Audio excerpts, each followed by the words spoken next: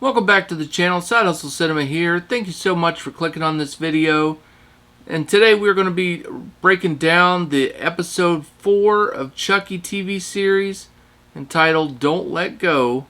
And this one was actually my favorite so far of the series. I really enjoyed this one. This one was great, a lot of fun. And we got a new look on Chucky. What did they do to you? What did they do to you? Oh. That's my Child's Play 3 Funko Pop, but it's what it reminded me of when I seen him last night. It was kind of cool. And we'll be breaking down everything that happened in this week's episode, including an OG character reveal. And will we get another person on the kill count? I think there's a good chance. So stay tuned for the kill count. It's rising. Chucky's getting going. But this was a great episode, so yeah, let's jump in and break this thing down. Well, this episode takes place the same night as the last episode when it ended, with the fire in the house. We see the smoldering smoke coming off of the house there. And then all of a sudden we see ambulances taking everyone away. And we go right to the hospital where the majority of this episode takes place. We see Jake strolling onto the scene, trying to figure out, who's hurt, who's not hurt, because he was he was hiding out in the graveyard, and he heard the sirens, so, he was nearby, so he headed on over to the hospital to find out who lived and who died. So he sees a bunch of his friends, getting treated for, looks like minor, wounds and things like that. Those were the lesser known characters at the party. And then he sees the parents of Oliver, and he sees them talking, to the doctor. You got the detective around. They're breaking down crying, so, something's up there. They're getting the bad news that their son was actually murdered. Not died just in the fire, but actually murdered. I didn't think they would go in that direction in the show. But I'm kind of glad they did. It gives it a more realistic feel and adds another twist to the storyline.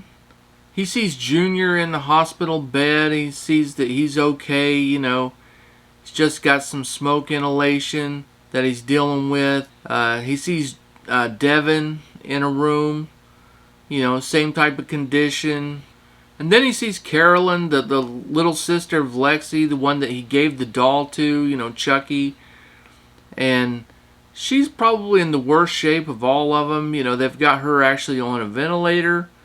They have her sedated. She should be fine, I'm sure.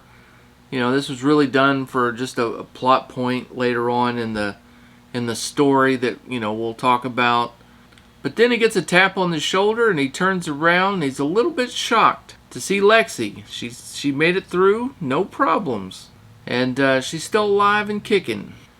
And she confronts Jake about Chucky being alive, and, Jake owns up to it. And he actually admits to sending Chucky over there to, kill her. And she kind of freaks out on him a little bit, rightfully so. She blames him for the death of Oliver and lets him know that Oliver ended up dying because of what Jake did, which I thought was a big point, that I was hoping that they would touch on that, because I really felt like, Jake should take some heat for getting someone killed, because, that's on him, I think. And I'm glad they kind of at least touched on it. He didn't really seem to be that affected by it, though, to be honest with you. And I don't think it'll be discussed much moving forward. I don't think so. So Lexi was going to rat out Chucky, tell everyone that he's alive and that he's, caused all this chaos. But then Jake kind of set her straight and said, look, you don't want to be the crazy person, so you need to kind of chill out with that whole talking dog, killing everybody thing. And so she realizes that she can't really go that route. And after she talks to her parents, they kind of come down on her for, her partying, and all the shenanigans that's been going on. She kind of tries to blame it on Jake for a second, and they shut that down cold. So she ends up, feeling pretty much like crap. And she's finally starting to get dumped on a little bit herself.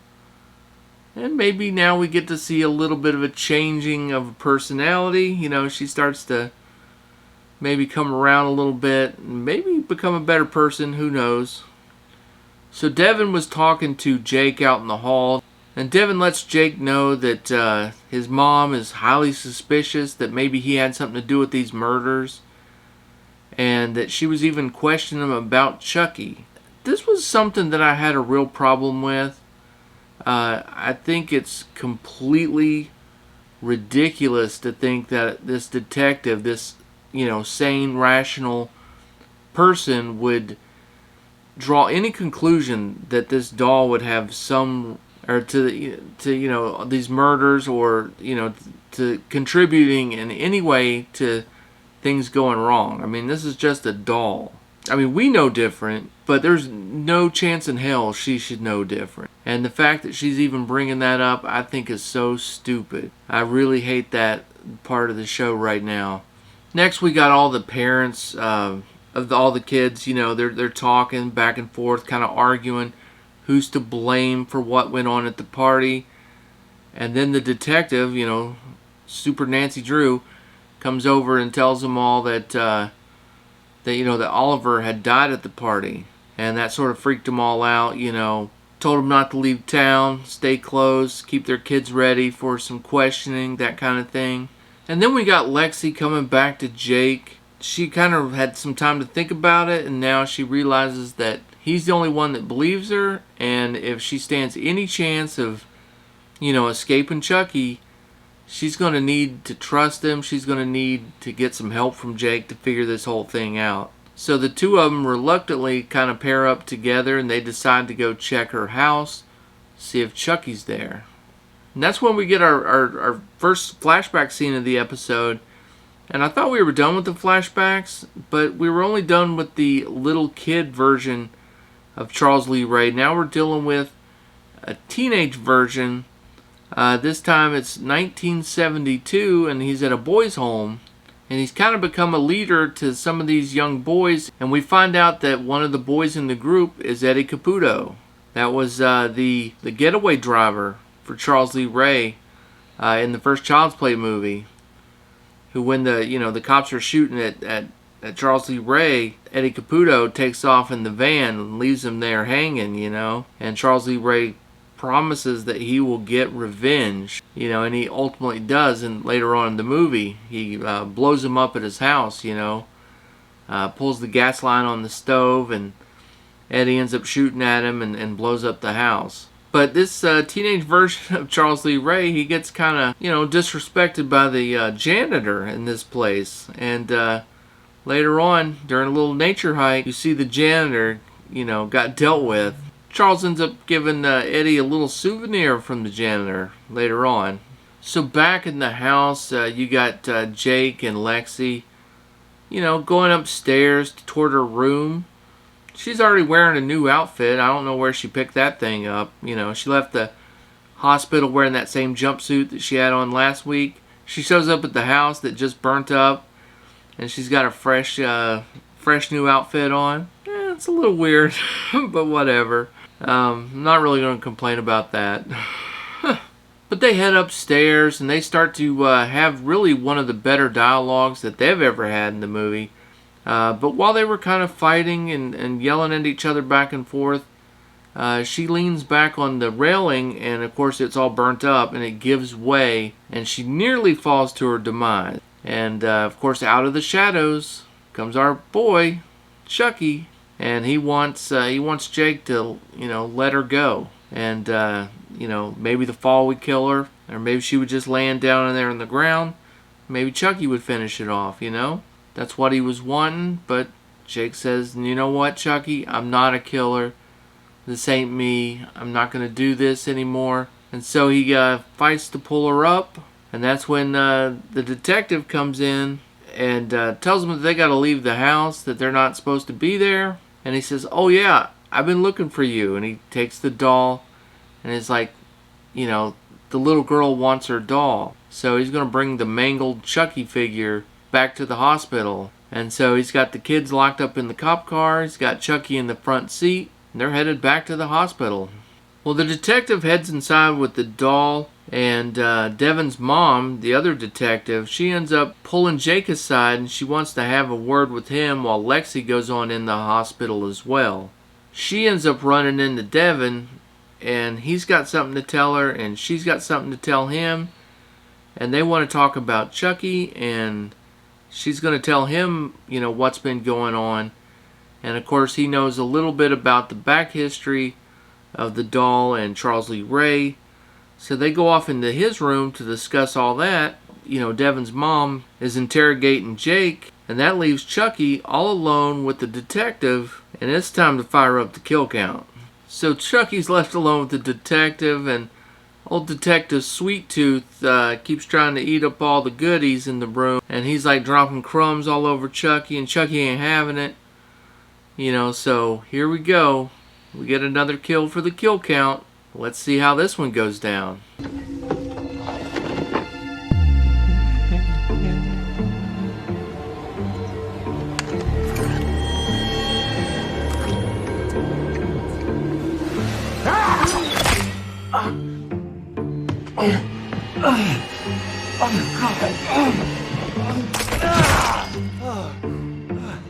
I can't move.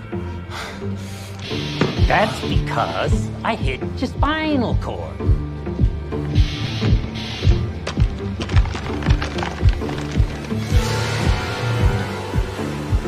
You might feel a little prick.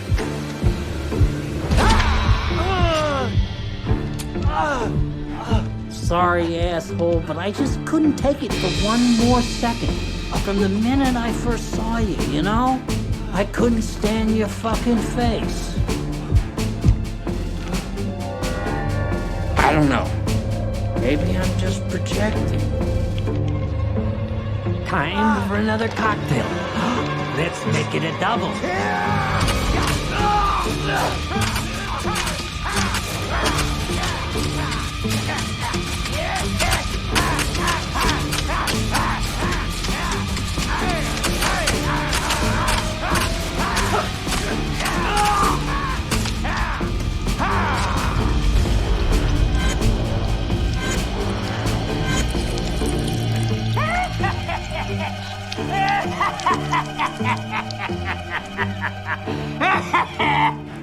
God, I love hospitals.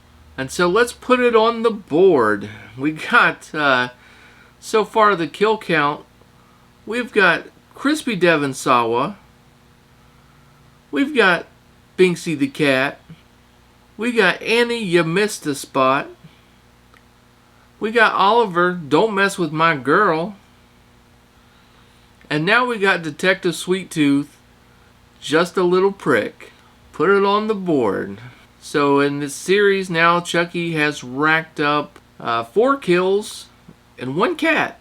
Not counting those flashback kills, because we don't actually get to see those, and they're flashbacks. So we want the current ones done by Chucky, not the old ones done by Charles Lee Ray. I really enjoy the kill count. It's kind of a fun little thing to do.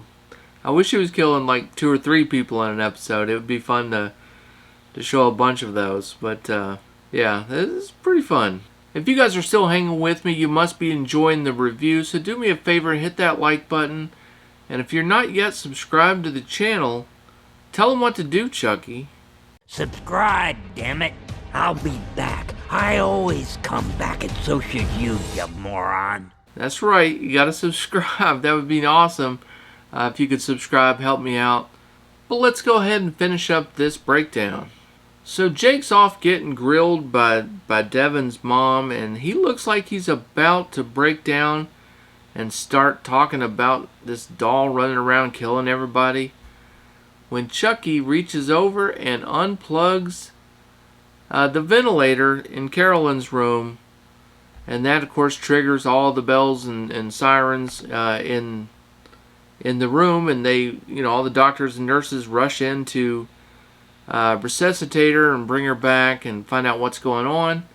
Of course, they see that, her machine's just been unplugged, so they plug it back in, and then the nurse discovers the dead detective laying in the middle of the floor, and she screams, goes nuts, Got blood everywhere. He's got a chest full of syringes. And at this point, everybody is gathered around the window. You got the doctors. Everybody's going nuts in there. They end up getting the little girl okay. They get her stable again. But Jake ends up seeing Chucky over in the corner. You know, he's hiding in plain sight. Who would believe a doll's a murderer, right? So all he's got to do is sit still. He nudges Lexi, kind of points to Chucky, and then Chucky gives Devin, Lexi, and Jake all the big old middle finger. Thought that was an awesome way to end the episode, and that was the end of the episode. I thought it was a great episode. Loved this one. It was a lot of fun. I like the fact that we're kind of getting off the bully trail now, kind of getting into, you know, a different vibe for the show.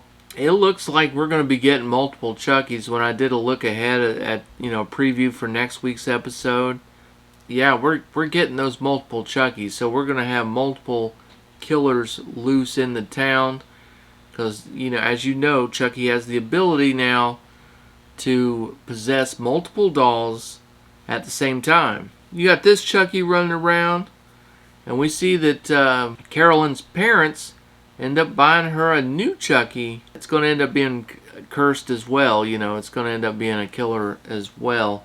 And so we're going to have a lot of fun with next week. You know, we're halfway through. We got 4 more episodes to go. They just keep getting better, I think. I mean, it's been a really fun series. Loving it. Hope you guys are too. Hope you're enjoying the reviews. I'll definitely be back next week. So until then, that's going to do it for today's video. You guys have fun. Stay safe. Keep watching those movies. And I'll catch you on the next one.